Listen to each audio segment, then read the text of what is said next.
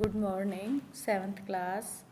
मैं मिसेस सुरेंद्र रानी शर्मा, आपकी हिंदी अध्यापिका SKM पब्लिक स्कूल से आपको आज फिर हिंदी व्याकरण पढ़ाने जा रही हूँ। आप अपनी हिंदी व्याकरण की बुक निकाल लीजिए ये और पेज नंबर निकाल लीजिए 9। हम पढ़ रहे थे साहित्य। साहित्य क्या होता है? प्रत्येक भाषा के ज्ञान का अलग अलग भंडार, यानी उसको ज्ञान को बुक्स के अंदर रखना, उसको साहित्य कहते हैं। यदि हिंदी भाषा का ज्ञान रखना है तो हिंदी साहित्य हो गया, इंग्लिश का रखना है तो इंग्लिश लिटरेचर बोलते हो ना आप, तो इंग्लिश साहित्य होता है वो। तो यह ज्ञान का संचित कोश है। संचित मतलब इकट्ठा किया हुआ एक खजाना है। संचित मैंने इकट्ठा किया हुआ, कोश मैंने खजाना। युगों से प्राप्त ज्ञान को एकत्र किया जाता रहा है। युगों से, कई वर्षों से पुराना, जब से भाषा बनी है, बुक्स लिखनी शुरू हुई है, तो उनको रखा जा रहा है संभाल कर, सहज कर, और फिर उसको इकट्ठा किया गया ज्ञान ही साहित्य है। जो ज्ञान इकट्ठा किया है, फिर उसमें से अच्छा ज्ञान है, उसको फिर और अच्छे से अच्छी बुक बनाकर उसको रख लेना, वो ही हमारा साहित्य है।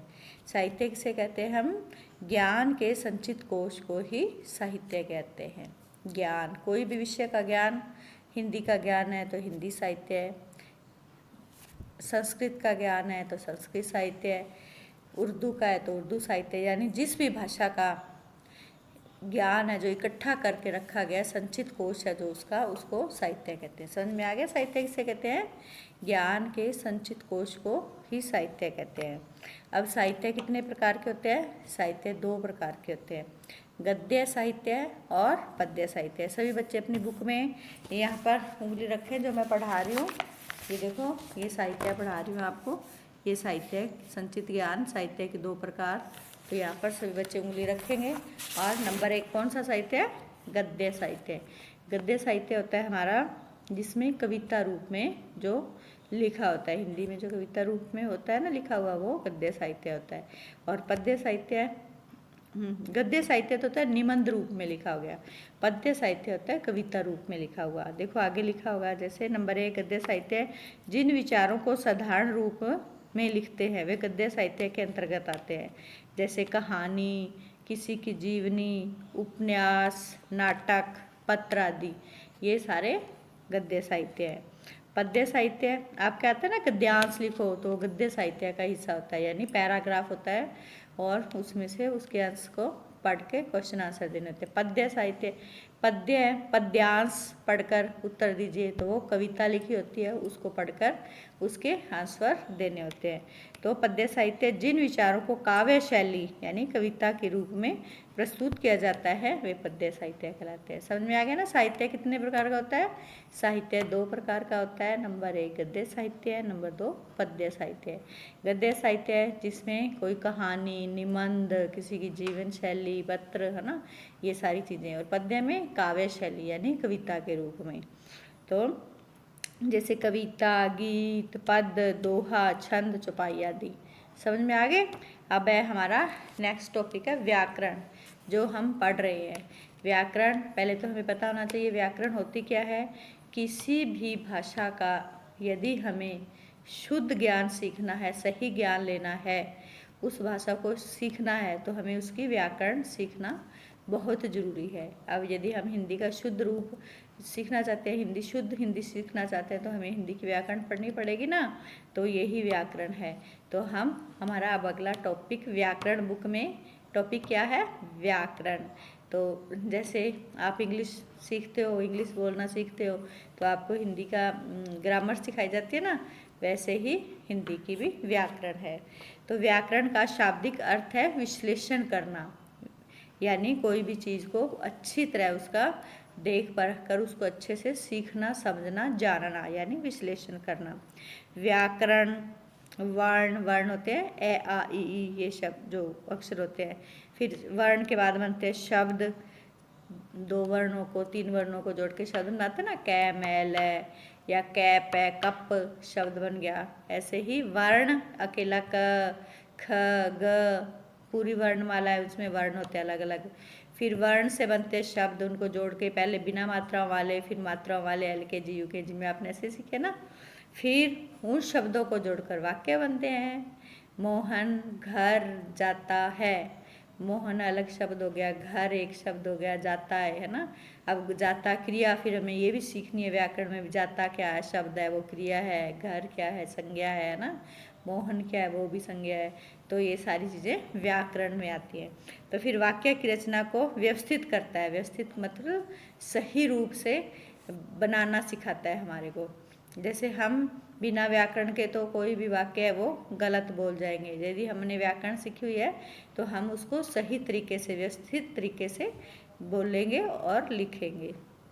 व्याकरण का शुद्ध ज्ञान ही हमें भाषा का असली परिचय देता है।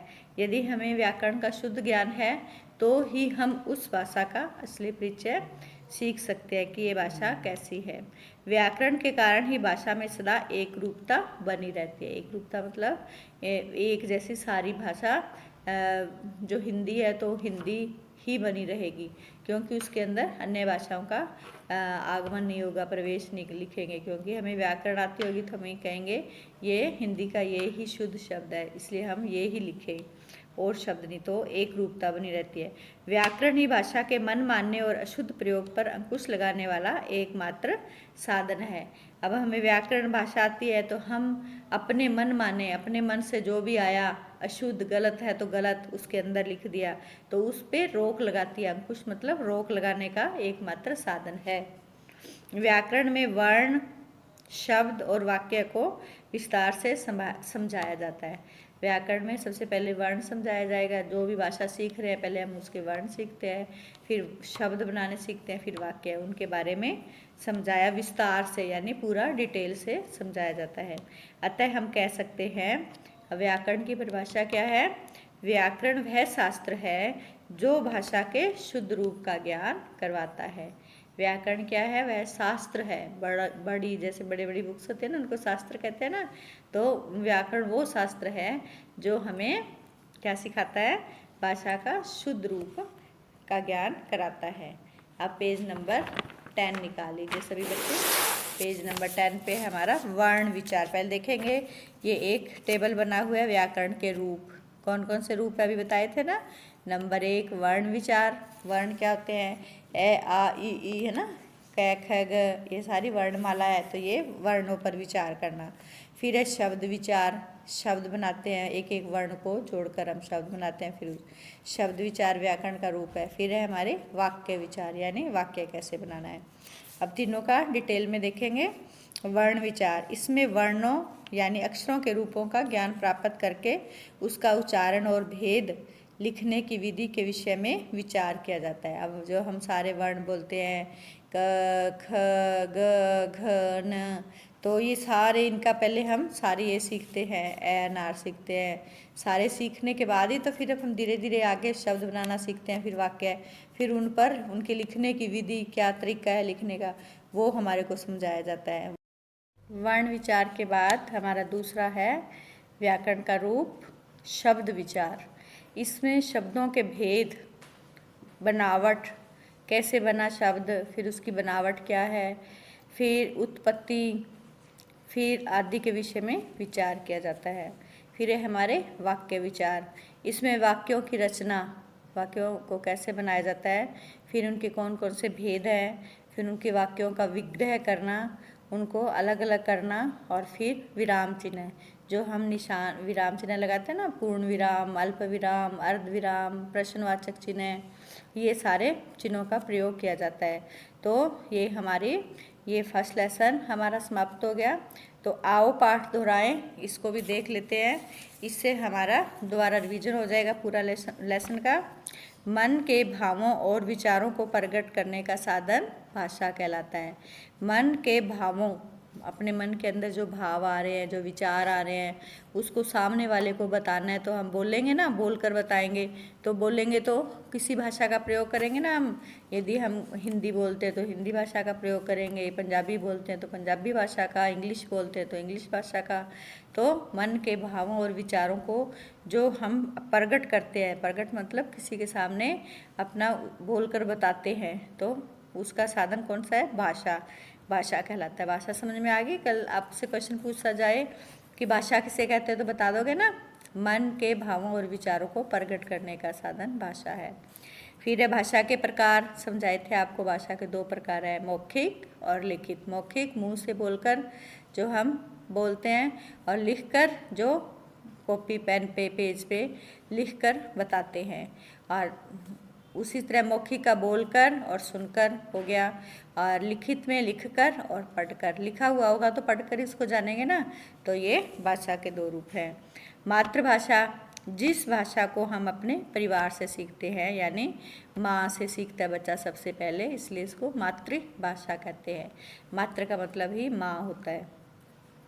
राष्ट्रभाषा का देश के अधिकतर निवासी प्रयोग करते हैं। जो हमारी राष्ट्रभाषा हिंदी है, तो हमारे देश के अधिकतर यानी अधिकांश लोग, ज़्यादा लोग इसका प्रयोग करते ही हैं, क्योंकि हिंदी हमारे भारत के हर स्टेट में पढ़ाई जाती है, ज़रूरी होती है, कंपलसरी है।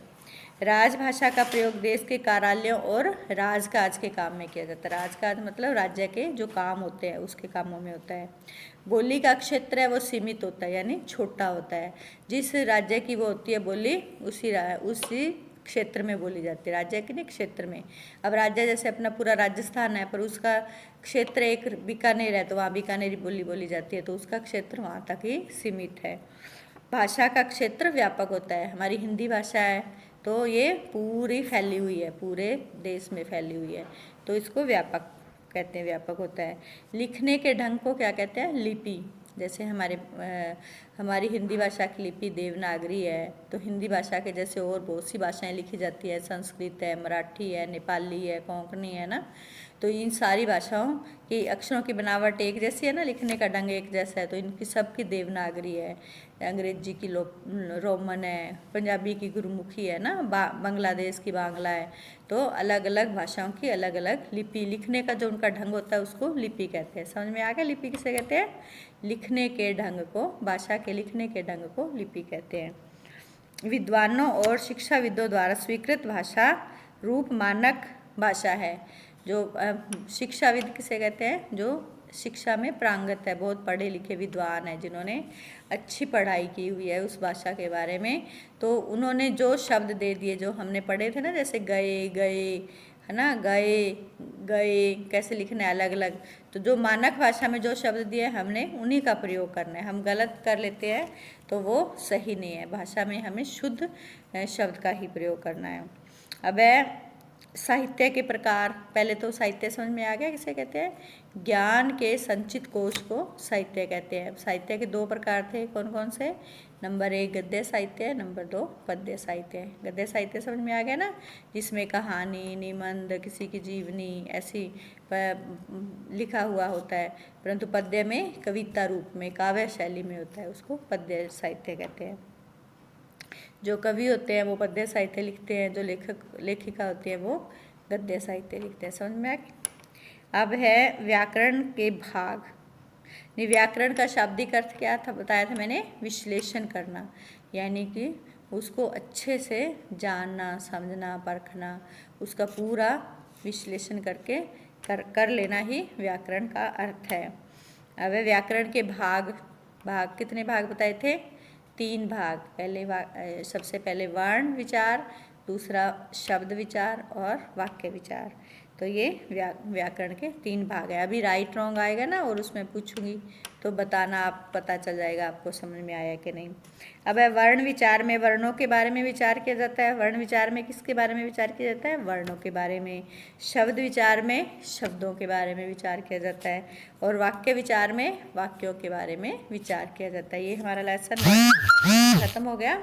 अब हम देखते हैं मौखिक क्वेश्चन अभ्यास के आपकी मातृभाषा क्या है, तो आपने अपनी मातृभाषा बतानी है। जो घर में पंजाबी बोलते हैं वो पंजाबी लिख देंगे, जो राजस्थानी बोलते हैं राजस्थानी, जो इंग्लिश बोलते हैं इंग्लिश, जो हिंदी लिखते हैं हिंदी। ठीक है, तो आपका सबका अलग अलग होगा इसका आंसर। जो आपकी मातृभाषा होगी वही लिखनी है आपको। जब आप अवकाश के लिए प्रधानाचार्य जी को पत्र लिखते हैं तो भाषा के किस रूप का प्रयोग करते हैं? पत्र लिखेंगे तो लिखने में तो लिखित रूप का ही करेंगे ना, तो बोलो लिखित रूप का प्रयोग करते हैं। सांकेतिक भाषा को हम भाषा क्यों नहीं मानते? क्योंकि उसको हम समझ नहीं पाते, गलत भी समझ सकते हैं। कोई संकेत कर रहा है दौड़ने का और हमें लग रहा है कि वहीं रुक जाओ, कुछ ऐसा है, तो वो गलत हो जाएगा ना। तो सांकेतिक भाषा को इसलिए भाषा नहीं माना जाता। तो ये मौखिक क्वेश्चन थे, इनको लिखना जरूरी नहीं है। अब आते हैं हम पेज नंबर 11 पर। पेज नंबर 11 करेंगे हम। इसमें हमारा फर्स्ट क्वेश्चन है अभ्यास, लिखित अभ्यास है। सब साथ में पेंसिल ले लो और लगाते जाना, राइट रॉन्ग लगाते जाना। ठीक है। निम्नलिखित वाक्यों में सही या गलत का निशान लगाइए। भाषा शब्द भाष धातु से बना है ना, तो हाँ राइट। भाषा के 3 रूप होते हैं। 3 रूप होते हैं? नहीं, 2 ही होते हैं। कौन कौन से? मौखिक और लिखित, इसलिए ये गलत है। गलत का निशान लगाओ ख वाले पे। अब ग है, बोली का क्षेत्र व्यापक होता है, बताया था मैंने अभी। जैसे राजस्थान राज्य है हमारा, इसकी जो बोली है जोधपुर की या बीकानेर की, तो उसी एरिया में बोली जाती है, तो व्यापक नहीं है, सीमित है, इसलिए ये भी गलत है। ग वाला भी रॉन्ग करो। अब है घ वाला, भारत की राजभाषा मराठी है। भारत की राजभाषा मराठी है क्या? नहीं, हिंदी। सही बोला आपने, हिंदी है, तो ये भी गलत करो। भाषा और बोली में कोई अंतर नहीं होता, पढ़ाया था आपको। अंतर होता है या नहीं होता? होता है, इसलिए ये भी रॉन्ग है, क्योंकि भाषा तो व्यापक होती है, बोली सीमित क्षेत्र में बोली जाती है। अब साहित्य के 2 प्रकार होते हैं। 2 प्रकार होते हैं, राइट। कौन कौन से? गद्य साहित्य और पद्य साहित्य, ये राइट है। बंगाली भाषा की लिपि बांग्ला है, राइट, बांग्ला ही है। भारतीय संविधान में 24 भाषाओं को मान्यता दी गई है। लेसन में 24 भाषाओं को मान्यता लिखी थी क्या? नहीं, 22, तो ये रॉन्ग है। अब देख लो, मैं एक बार रिपीट कर रही हूँ फटाफट। फर्स्ट राइट, फिर 1 2 3 4 रॉन्ग है, फिर 2 राइट है और लास्ट वाला रॉन्ग है। हो गया सबका? अब ये फिलिंग द ब्लैंक्स है ना, ये जो है इनके आगे मौखिक और लिखित भाषा, इनका राइट रॉन्ग लगाना है। क्वेश्चन नंबर 2 पर आइए। निम्नलिखित स्थितियों में भाषा के किस रूप का प्रयोग होता है? राइट का निशान लगाना है। जिस भाषा का होता है उसके आगे राइट का टिक लगाना है। क्या क्वेश्चन है, अध्यापिका शाम पट पर प्रश्नों के उत्तर लिख रही है। अब लिख रही है तो कौन सी भाषा होगी, मौखिक या लिखित? सही पहचाना आपने, लिखित। लिख रही है, जब बोल ही दिया लिख रही है तो लिखित भाषा होगी ना, तो लिखित भाषा पर राइट लगाइए सेकंड वाले पे। अब है क्वेश्चन, रमेश अपने मित्र से फ़ोन पर बात कर रहा है। अब फ़ोन पे बात करेंगे तो किससे करेंगे? मुंह से करेंगे, मुख से करेंगे, तो मुख से बात करने को मौखिक, राइट, सही। अरे आप लोगों को तो सारा लेसन समझ में आ गया, फटाफट बोल रहे हैं। किसने ये आंसर दिया है मेरी 7th क्लास में, 7th S में? सिद्धार्थ, सौम्या, यक्षित, और कौन कौन है? अरे शदब भी है, और सारे बच्चे हैं जो 5th S में मेरे से पढ़ते थे, वो 7th S में आ गए। सबके नाम मुझे याद है, सब अच्छे से पढ़ाई कर रहे हो ना? अब गए वाला क्वेश्चन है, नेहा मोबाइल फ़ोन से अपने मित्र को SMS कर रही है। मैसेज कर रही है कहने का मतलब, तो मैसेज तो लिख कर किया जाता है ना, तो लिखित भाषा, गै का लिखित भाषा। अब दादाजी अखबार पढ़ रहे हैं, आँखों से देखकर, मुंह से पढ़ रहे हैं ना, अंदर ही अंदर मन में पढ़ रहे हैं या बोल के पढ़ रहे हैं, तो मौखिक भाषा। Very good. मन्नत भी है क्या इस क्लास में? Very good. मम्मी बच्चों को कविता सुना रही है। सुना रही है मतलब बच्चे सुन रहे हैं, मम्मी मुंह से बोल रही है, तो क्या हो गया, ये भी हमारा मौखिक। तो अब देखिए, कै है लिखित भाषा, ख है मौखिक भाषा, ग है लिखित भाषा, घ फिर मौखिक भाषा और अड़े वाला है मौखिक भाषा। ये हमारा। अब है हमारा क्वेश्चन नंबर 3। कोष्टक में से उचित शब्द चुनकर रिक्त स्थानों की पूर्ति कीजिए।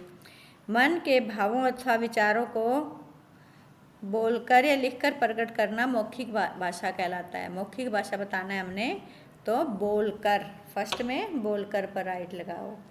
विचारों को बोलकर प्रकट करना मौखिक भाषा कहलाता है। अब हमारा 6 क्वेश्चन है, भाषा के लिखने के ढंग को क्या कहते हैं, साहित्य या लिपि। लिखने के ढंग को, जो अक्षरों की बनावट अलग अलग, किसी की देवनागरी, किसी की गुरुमुखी है ना, तो लिपि, लिपि पे राइट लगाइए। ग है जोधपुरी है बोली या भाषा। कितने बार समझाया आपको ना, जोधपुरी बोली, बीकानेरी बोली, तो बोली, ग में बोली पर। हिंदी भाषा की लिपि कौन सी है, फारसी या देवनागरी। अरे वाह, बोले सभी बच्चे देवनागरी, सभी को समझ में आ गई है, तो इनको पक्का याद हो गया देवनागरी। हिंदी को राष्ट्रभाषा का दर्जा कब मिला था, 14 जनवरी या 14 सितंबर को। अपने स्कूल में हिंदी दिवस मनाते हैं 14 सितंबर 1949 को। वेरी गुड, 14 सितंबर 1949, 49। व्याकरण के मुख्य रूप से भाग होते हैं, 4 होते हैं कि 3? 3 ही पढ़े हैं ना उन्हें, अभी अभी पढ़े हैं 3। कौन कौन से, शब्द विचार, पहले वर्ण विचार, फिर शब्द विचार, वाक्य विचार, तो 3 होते हैं। 3 पर टिक लगाइए। अब व्याकरण वर्ण, शब्द और वाक्य की रचना को अव्यवस्थित करता है, व्यवस्थित करता है। व्यवस्थित ही करेगा ना, तभी तो व्याकरण कहलाती है वो, उसको सही रूप से लिखना सिखाएगा, व्यवस्थित। ज्ञान के संचित कोश को कहते हैं साहित्य या बोली। अरे वाह, ज्ञान के संचित कोश को साहित्य कहते हैं। वेरी गुड, सबने बताया। सभी बच्चे साथ साथ ये काम कर रहे हैं। इसको फिलिंग द ब्लैंक्स में बुक में भर लेना, आपकी एक्टिविटी होगी, वीडियो एक्टिविटी, जब आपसे पूछूंगी और देखूंगी आपकी बुक, ठीक है। अब हम शुद्ध निम्नलिखित शब्दों को मानक रूप में दिए, मानक रूप में लिखिए। जो अशुद्ध है उसको द और द अलग अलग कर देना है, ठीक है। अभी मैं लिख लेती हूँ, फिर आपको वीडियो दिखा दूँगी। अशुद्ध क्या लिखेंगे, जो द, आधा द के नीचे हलंत लगा देंगे और दूसरा द बाहर लिख देंगे। सुंदर, सुंदर में सू के ऊपर बिंदी लगा देंगे, आधा न हटा देंगे, सुंदर। ऐसे ही संबंध में आधा मैं और न हटा देंगे, ऊपर दोनों अनुस्वार लगा देंगे, स के ऊपर अनुस्वार, व के ऊपर अनुस्वार और द संबंध। फिर रुपए, ये लिखा हुआ है, ए लिखना है, रुपए, ए एडी वाला लिखना है, रुपए। फिर डंडा है तो ऊपर अनुस्वार लग जाएगा, आधा जो न है वो बीच में से हट जाएगा। झंडा में भी ऐसे ही है, जय के ऊपर अनुस्वार लग जाएगा और बीच में से न हट जाएगा, ठीक है। अभी आपको इधर ऐसे करके दिखा देती हूँ। ये फिर बंद हो रहा है लगता है, ये देख लो फटाक से, वीडियो बंद ना हो जाए, आज यहीं तक बनाएंगे, ठीक है। पेज नंबर 11 तक। अब 12 देख लो फटाफट, ये तो आप कर ही लोगे। हिंदी भाषा की लिपि देवनागरी, जर्मन की रोमन, अंग्रेजी की रोमन, नेपाली की देवनागरी, पीछे से देख लेना सारी, बंगाली की बांग्ला, पंजाबी की गुरुमुखी, उर्दू की फारसी, संस्कृत की देवनागरी, ये पीछे से देख के लिख लेना। और ये क्वेश्चन आंसर आपको मैंने समझा दिए, इनको लिखने की ज़रूरत नहीं है, ठीक है। क्वेश्चन नंबर 5 तक अपना वाक्य कंप्लीट कर लेना और ये गतिविधि करो तो कर लेना कि दिए गए वर्ण वर्ग जाल में भाषाओं के नाम छाटकर, भाषाओं के नाम ही छाटने हैं, कहीं उर्दू लिखा है, कहीं तेलुगु लिखा है, कहीं संस्कृत लिखा है, तो ये जो भाषाएं आपको दिखे उनके ऊपर गोला लगा लेना या छांट के अलग लिख लेना, ठीक है। छठा क्वेश्चन है ना, भाषा के लिखित रूप के महत्व पर आवश्यक ये रहने दो प्रकाश डालिए। राजभाषा राष्ट्रभाषा में अंतर आपको समझ में आ ही गया। तो अभी ऐसे वाले क्वेश्चन नहीं देंगे, अभी तो MCQ वाले ही आएंगे क्वेश्चन, इसलिए क्वेश्चन नंबर 5 तक सारा वर्क कंप्लीट कर लेना। हमारा फर्स्ट लेसन कंप्लीट हो गया बाय। नेक्स्ट हमारा लेसन है वर्ण विचार, सेकंड लेसन वर्ण विचार है, वो कल पढ़ेंगे, ठीक है। बाय। सभी बच्चे व्याकरण को अच्छे से समझें व करें, पूरा फर्स्ट लेसन का अभ्यास कर लेना। आपसे ओरल टेस्ट भी लूँगी। बाय बाय, नेक्स्ट वीडियो में फिर मिलते हैं।